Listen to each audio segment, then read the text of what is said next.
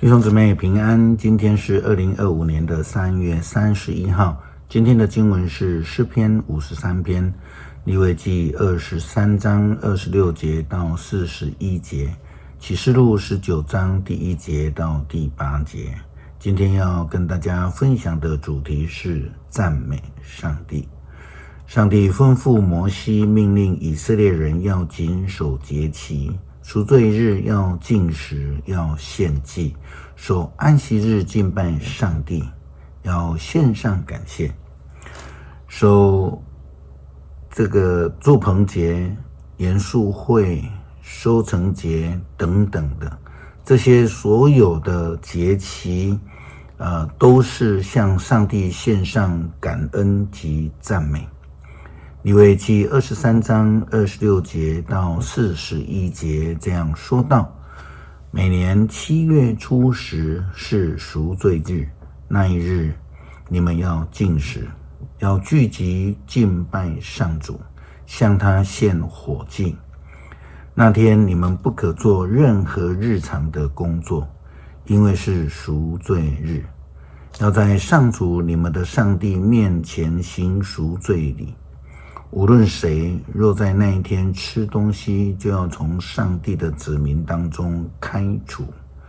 无论谁若在那一天工作，上主要亲自从他子民当中来除灭他。你们的后代无论往哪里去，要永远遵守这条例。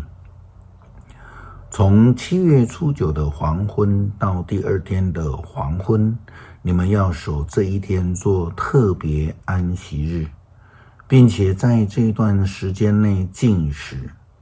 上主吩咐摩西，把以下的条例告诉以色列人民。7月15是住棚节，要连续7天守这节。住棚节的头一天，你们要聚集敬拜上主，不可做任何日常的工作。在7日的节期中，你们要天天向主献火祭。第8天要再聚集敬拜上主，向他献火祭。这一天是敬拜上主的日子。你们不可做任何日常的工作。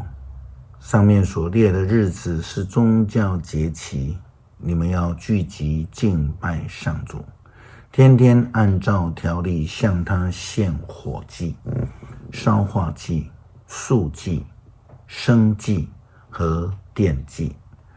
除了定期的安息日，你们要守这一些节期。除了例行的祭物、还愿祭和自愿祭，还要向上主献上这些祭物。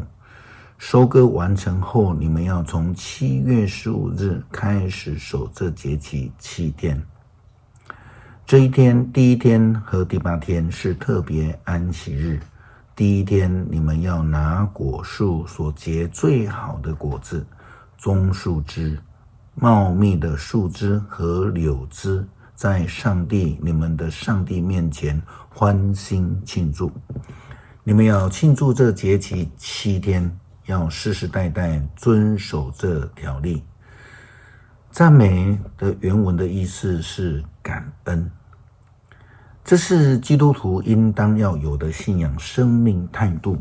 无论遇到什么样的境况，特别是领受了上帝的恩典之后，应当对上帝献上感谢及赞美。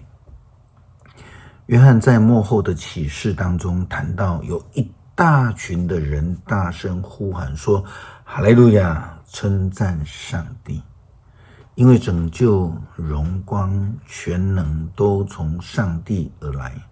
这一段就好像是我们以信仰告白，宣告国度、权柄、荣耀全是你的，直到永远一样。在使徒信经，我们宣告，我们称赞，我们赞美，我们感谢。启示录19章第1节到第8节，约翰说，后来我们就听见有大声音，好像天上有一大群的人在呼喊：哈利路亚！救恩、荣耀、全能都是从我们的上帝来的。他们的审判是真实公义的，因为他审判了那以淫行败坏世界的大淫妇，惩罚了他杀害上帝仆人的罪。他们又一次的呼喊哈利路亚，焚烧那大城的烟不断的向上冒，永不停止。于是24个长老和4个活物俯伏敬拜那坐在宝座上的上帝，就说阿们，哈利路亚。接着有声音从宝座发出，说所有上帝的仆人，凡敬畏他的，不论尊贵卑微，都要赞美我们的上主。我又听见好像是一大群的人的声音，像大瀑布和雷轰的声响，说哈利路亚，因为我们的主全能的上帝作王了，我们要欢呼快乐，颂赞他的伟大。因为羔羊的婚期到了，他的新娘准备好了，上帝已经赐给他洁白光亮的麻纱衣裳。麻纱衣裳是指上帝子民的义行。诗篇53篇，狂傲人自言自语，没有上帝，他们都腐败，做了可厌恶的事，连一个行善的人也没有。上帝从天上查看世上的人，要看看有明智的人没有，有没有寻求上帝的人。可是人人都背离他，个个同样的腐败，没有行善的人，连一个也没有。上帝发问，作恶的人不明白吗？难道他们都茫然无知吗？他们吞吃我的子民，他们不晓得向我祈求吗？然而他们要惊惶恐惧，经历从来没有过的恐惧，因为上帝要灭绝他子民的仇敌，他弃绝了他们，使他们失望蒙羞。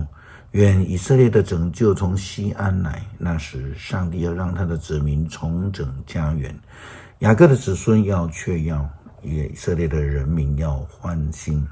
恳求上帝帮助我们做一个懂得感恩、懂得赞美的仆人，让我们的生活充满了一个感恩的生命。祷告奉主耶稣基督圣名求，阿们。